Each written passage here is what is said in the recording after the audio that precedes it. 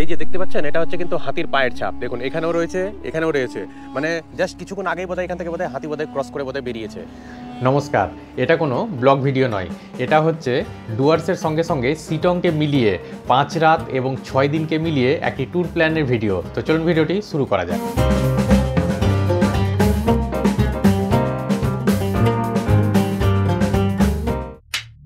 তো চলুন প্রথমত দেখে নেওয়া যাক যে ডুয়ার্সে আপনারা কখন আসবেন, কীভাবেই বা আপনারা ডুয়ার্সে আসবেন, ডুয়ার্সে এসে আপনারা কোথায় কোথায় থাকবেন এবং আপনারা ডুয়ার্সে যে আসবেন আপনারা কোন কোন জায়গাকে আপনারা ঘুরে দেখবেন। সবার শেষ এবং গুরুত্বপূর্ণ বিষয় যে আপনারা ডুয়ার্সে যে আসবেন কত কম খরচে কত ভালো মতো এই ট্যুর প্ল্যানটা করবেন, সবটাই কিন্তু আমি তুলে ধরেছি কিন্তু এই ভিডিওতে। বিস্তারিত আলোচনার মধ্যে প্রথমে তাহলে আমরা জেনে নিই যে ডুয়ার্সে আপনারা কখন আসবেন। তাই বলে রাখি, ডুয়ার্স কিন্তু আপনারা সারা বছরই আসতে পারেন। তবে যদি আপনারা মনে করছেন যে ডুয়ার্সে এসে আপনারা সাফারি করবেন, সেই ক্ষেত্রে জুনের মাঝামাঝি সময় থেকে শুরু করে সেপ্টেম্বরের মাঝামাঝি সময় অবধি এই জঙ্গল কিন্তু বন্ধ থাকে, যেহেতু এই সময়টাতে বন্যপ্রাণীদের প্রজননের সময় চলে। যার জন্য এই সময়টাতে যদি আপনারা আসেন সেক্ষেত্রে কিন্তু আপনারা কিন্তু সাফারি কিন্তু করতে পারবেন না। তবে যদি আপনারা মনে করছেন যে বাকি সময়গুলোতে আপনারা আসবেন, তবে ডুয়ার্স বিভিন্ন ঋতুতে তার ভিন্ন ভিন্ন রূপ কিন্তু তুলে ধরে এবং বিভিন্ন ঋতুতে বিভিন্ন রকমভাবে আপনারা কিন্তু ডুয়ার্সকে কিন্তু আপনারা কিন্তু দেখতে পাবেন। তাই আপনারা আপনাদের মতো করে প্ল্যান করে আপনারা কিন্তু ডুয়ার্সে কিন্তু আসবেন। এবার আসি যে ডুয়ার্সে আপনারা কিভাবে করে আসবেন। তাই বলে রাখি, ডুয়ার্সে আসার উপযুক্ত ট্রেন হচ্ছে শিয়ালদা থেকে ছেড়ে আসা কাঞ্চনকন্যা এক্সপ্রেস, যেটা কিনা নিউ মাইল জংশন অবধি যায়। তাছাড়াও আপনারা যদি মনে করছেন যে ডুয়ার্সের অন্য জায়গাগুলোতে গিয়ে আপনারা নামবেন, সেক্ষেত্রে হাসিমারা কিংবা ফালাকাটা অবধি যায় বেশ কিছু ট্রেনের ডিটেল আমি কিন্তু উপরে কিন্তু স্ক্রিনে দিয়ে দিলাম। আমি এই ট্যুর প্ল্যানের সঙ্গে আমি যেটা অ্যাড করেছি সেটা হচ্ছে শিটংকে অ্যাড করেছি, এবং শিটং যাওয়ার জন্য আপনারা কিন্তু ডুয়ার্সে গিয়ে আপনাদেরকে নামলে হবে না, আপনাদেরকে এসে নামতে হবে এনজিপিতে কিংবা শিলিগুড়ি জংশনে। শিলিগুড়ি আসার জন্য হয় আপনারা ট্রেনে করে আসুন কিংবা আপনারা বাসে করে আসুন কিংবা আপনারা প্রাইভেট গাড়িতে করেও আপনারা কিন্তু চলে আসতে পারেন প্রথমত শিলিগুড়ি অবধি। এবং সেইখান থেকে আপনারা প্রথম দিন চলে যান হচ্ছে শিটংয়ে। এবং শিটংয়ে যাওয়ার জন্য হয় এনজিপি থেকে না হয় শিলিগুড়ি জংশন থেকে আপনারা গাড়ি হায়ার করে প্রথমত আপনারা চলে যান প্রথম দিন শিটংয়ে। এবং শিটং থেকে আপনারা যখন ডুয়ার্সে যাবেন তখন আপনারা এক এক দিনে এক এক জায়গা থেকে আপনারা কিন্তু গাড়ি হায়ার করবেন এবং সেই সমস্ত গাড়ি রিজার্ভ গাড়িতেই আপনারা কিন্তু ঘুরে নেবেন ডুয়ার্সের প্রতিটা জায়গা। এবং আমি যখন পরবর্তীতে আপনার সঙ্গে আলোচনা করব যে কোন দিনে আপনারা কোন জায়গায় যাবেন, তখন আপনার সঙ্গে আলোচনা করব যে কোন গাড়িতে কত টাকা মতো ভাড়া লাগে। দ্বিতীয়ত, যদি আপনারা মনে করছেন যে কলকাতা থেকেই কিংবা মালদা থেকেই যদি আপনারা আসছেন এই ডুয়ার্সে, তো সেই ক্ষেত্রে আমি বলবো আপনারা যদি আপনাদের পার্সোনাল গাড়ি নিয়ে আসতে পারেন, সেই ক্ষেত্রে আপনাদের খরচাটাও কিন্তু অনেকটাই কিন্তু সেভিংস হবে। এবার দেখে নিই যে ডুয়ার্সে এসে আপনারা কোথায় থাকবেন। তাই আমি এই ট্যুর প্ল্যানে যেহেতু শিটংকে অ্যাড করেছি, তাই প্রথম দিন আপনারা এসে কিন্তু শিটংয়ে থাকবেন। এবং শিটংয়ে আসা মানে আপনাদেরকে কিন্তু হোমস্টেতে থাকতে হবে, এবং এই হোমস্টেতে থাকা মানে আপনাদেরকে কোনো আলাদা করে হোটেল নেওয়ার কোনো ব্যাপার নেই। প্রথম দিন আপনারা হোমস্টেতে থাকবেন, মানে আপনারা শিটংয়ে থাকবেন। যদি আপনারা মনে করছেন যে শিটংকে স্কিপ করবেন, তবে আপনারা কিন্তু ডুয়ার্সের অন্য অন্য জায়গাতে আপনারা গিয়ে থাকবেন। যেমন কিনা আপনারা চালসাতে গিয়ে চালসা ইউথ হোস্টেল পাবেন, আপনারা মাদারিহাট যেতে গেলে জলদাপাড়া ইউথ হোস্টেল পাবেন। এই সমস্ত বিভিন্ন জায়গাতে কিন্তু আমাদের পশ্চিমবঙ্গ সরকারের যুব আবাস রয়েছে কিংবা ইউথ হোস্টেল রয়েছে। তাছাড়া হোটেলের তো অপশন রয়েছে, তো আপনারা দেখে নেবেন যে আপনারা কোন জায়গাতে থাকবেন। আমি বেশ কিছু জায়গা যেমন চালসা, যেমন জলদাপাড়া, যেমন কুচবিহার, যেমন ভুটানঘাট, এই সমস্ত জায়গার ইউথ হোস্টেলের ভিডিও আমি কিন্তু অলরেডি আমার চ্যানেলে কিন্তু দিয়ে রেখেছি। যদি আপনারা ভিডিওগুলো যদি না দেখে থাকেন, তাহলে আমি উপরের আই বাটন এবং নিচের ডেসক্রিপশন বক্সে আমি কিন্তু লিঙ্ক দিয়ে রাখবো, চাইলে আপনারা সেখান থেকে গিয়ে ভিডিওর লিঙ্কগুলোতে আপনারা ক্লিক করে দেখে নেবেন এবং আপনারা আপনাদের পছন্দ মতো আপনারা কিন্তু রুম কিন্তু ডিসাইড করতে পারবেন যে আপনারা কোন ইউথ হোস্টেলে থাকবেন এবং কোন রুমে থাকবেন। আমার যেটা মনে হয়েছে, পশ্চিমবঙ্গ সরকারের যে যুব আবাসগুলো রয়েছে সেগুলো কিন্তু একেবারে প্রাইম লোকেশনে রয়েছে। তা আপনারা যদি ডুয়ার্সে ঘুরতে আসছেন, অতি অবশ্যই আপনারা কিন্তু চেষ্টা করবেন এই সমস্ত যুব আবাসগুলোতে থাকতে। এই যুব আবাসগুলোতে থাকতে গেলে আপনারা কিন্তু খুব ভালো লোকেশনে থাকবেন এবং খুব ভালো মতো আপনারা কিন্তু ডুয়ার্সকে কিন্তু ঘুরে দেখে নিতে পারবেন। তাছাড়াও যদি আপনারা মনে করছেন যে কোনো হোটেলে কিংবা রিসর্টে আপনারা থাকবেন, আপনারা সেই ক্ষেত্রেও কিন্তু থাকতে পারেন। ডুয়ার্সের 5 রাত 6 দিনের এই যে ট্যুর প্ল্যান, এই ট্যুর প্ল্যানের মধ্যে ডে 1-এ আমরা কি দেখব, তো চলুন এবার বিস্তারিত আলোচনা করে নেওয়া যাক।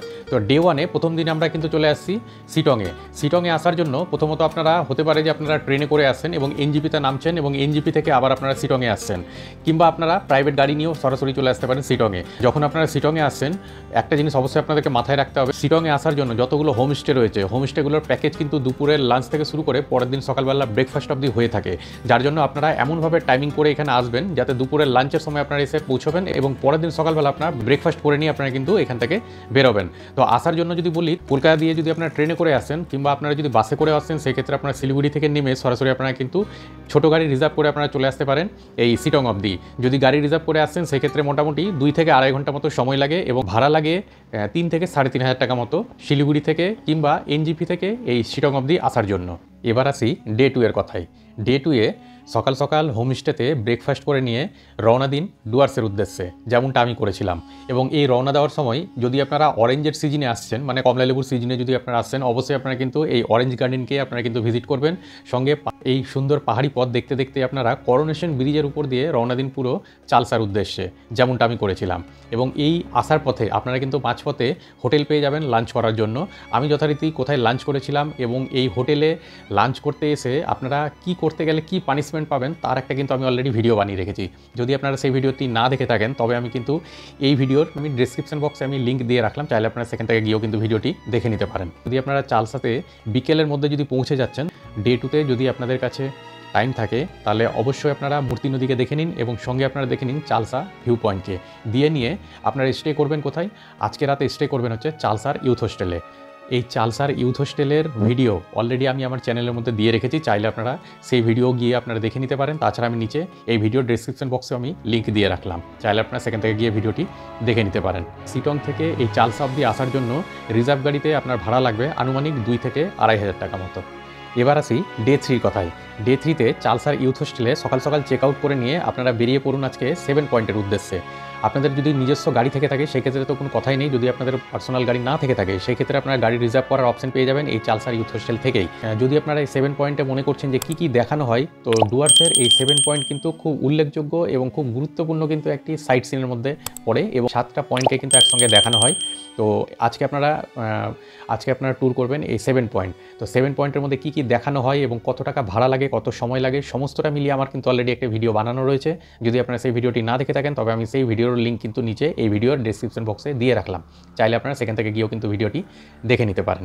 তো এই ছিল ডে 3। তো ডে 3তে আপনারা সকালে যেমন চেক আউট করবেন চালসা ইউথ হোস্টেলে, রাতের বেলা গিয়ে আপনারা কিন্তু গিয়ে থাকবেন হচ্ছে জলদাপাড়ার ইউথ হোস্টেলে। এবং সারাদিনের এই যে সাইট সিন আপনারা করবেন 7 পয়েন্টের সাইট সিন করে নিয়ে আপনারা সরাসরি আপনারা পৌঁছে যান সেই দিনই মাদারিহাটের জলদাপাড়া ইউথ হোস্টেলে। আমি সমস্ত জায়গাতে এই ইউথ হোস্টেলগুলো কেন বলছি, কারণ ইউথ হোস্টেলগুলোর রেট কিন্তু অনেকটাই কম হয় বাইরের হোটেলের তুলনায়। সঙ্গে এখানকার রুমও যথেষ্ট বড় থাকে, বাথরুমও যথেষ্টই বড় থাকে। এবং এইখানে একটা জিনিস অসুবিধা, এখানে আপনারা কিন্তু খাবার পাবেন না। তো 7 পয়েন্টের এই যে আপনারা যে ট্যুর করবেন তার মাঝখানে আপনারা কিন্তু কোথায় লাঞ্চ করবেন, কোথায় ব্রেকফাস্ট করবেন, আমি সমস্তটা কিন্তু সেই ভিডিওর মধ্যে দেখিয়েছি। আপনারা সেই ভিডিওটা দেখতে গেলে আপনারা পুরোটা কিন্তু জানতে পারবেন। তো যথারীতি আপনারা এসে রাত্রিবেলা স্টে করুন তাহলে জলদাপাড়া ইউথ হোস্টেলে। তো এই ছিল ডে 3। এবার আসি ডে 4-এর কথায়। ডে 4-এ সকাল সকাল উঠে আপনারা হাতি সাফারির জন্য রেডি হয়ে যান। হাতি সাফারি 3 শিফটে হয়, আপনারা দেখবেন যে কোন শিফটে আপনারা বুকিং পাচ্ছেন। যে কোনো একটা শিফটে অ্যাটলিস্ট আপনারা করবেন, তবে চেষ্টা করবেন আপনারা প্রথম শিফটের হাতি সাফারি করতে। সেই ক্ষেত্রে সবসময় বন্যপ্রাণীর দেখা পাওয়ার কিন্তু অনেকটাই কিন্তু সুযোগ থাকে। তো হাতি সাফারি হয়ে গেলে এবার আপনারা সরাসরি চলে আসুন হোটেলে কিংবা ইউথ হোস্টেলে এবং সেখান থেকে চেক আউট করে নিয়ে এবার আপনারা বেরিয়ে পড়ুন।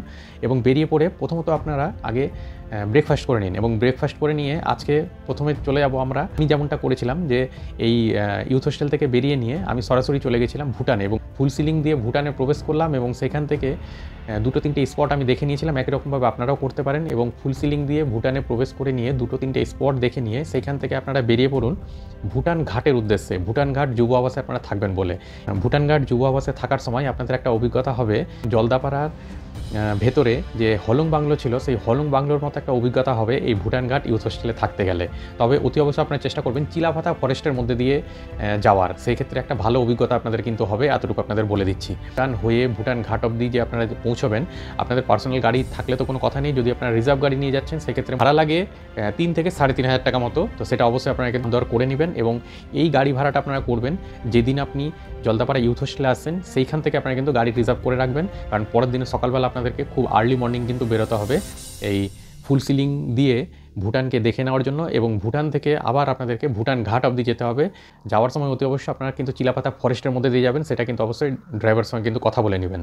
ডে 5-এ এই ভুটান ঘাট যুব আবাস থেকে সকাল সকাল বেরিয়ে পড়ুন ভুটান ঘাটের যুব আবাসের কাছাকাছি যে উল্লেখযোগ্য টুরিস্ট স্পট যেটা কিনা কালা পাহাড় কিংবা কালো পাহাড় নামে পরিচিত।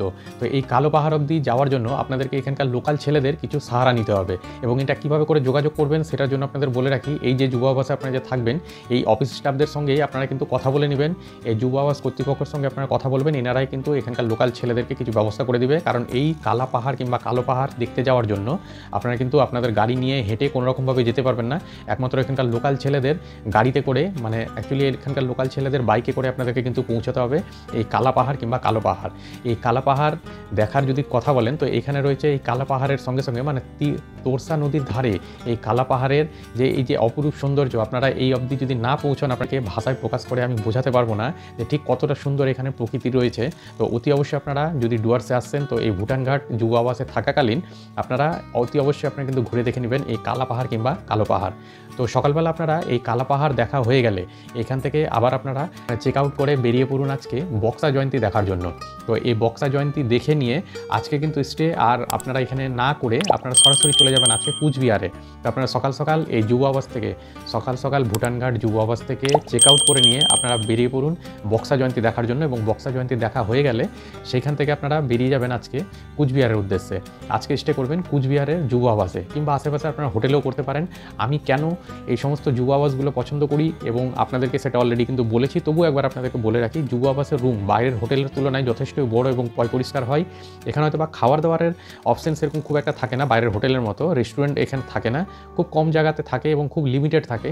তো চেষ্টা করবেন আপনার বাইরে থেকে খেয়ে নিয়ে থাকার ব্যাপারটা আপনার এখানে যদি করেন সেক্ষেত্রে রেটটাও অনেকটাই কম হয় এবং এখানকার রুমের কোয়ালিটি, বাথরুমের কোয়ালিটি সবটাই কিন্তু অনেকটাই ভালো হয় বাইরের হোটেলের তুলনায়। যার জন্য আমি কিন্তু পছন্দ করি এই যুব আবাসে থাকা। যদি আপনারা মনে করছেন যে বাইরের হোটেলে থাকবেন তবে আপনারা কিন্তু বাইরের হোটেলেও কিন্তু থাকতে পারেন। এই জলদাপাড়া ইউথ হোস্টেলে হাতি সাফারির জন্য আপনারা চেষ্টা করবেন অনলাইনে বুকিং করে নিয়ে আসতে। এই বুকিংয়ের রেট আনুমানিক 1000 প্লাস করে রেট হয়। আপনারা আগে থেকে যদি বুকিং করে নিয়ে আসেন সেক্ষেত্রে আপনাদের একদম ফার্স্ট শিফটে আপনারা কিন্তু চান্স থাকবে আপনারা স্লট পেয়ে যাবেন বলে। এবার আসি ডে 6-এর কথায়।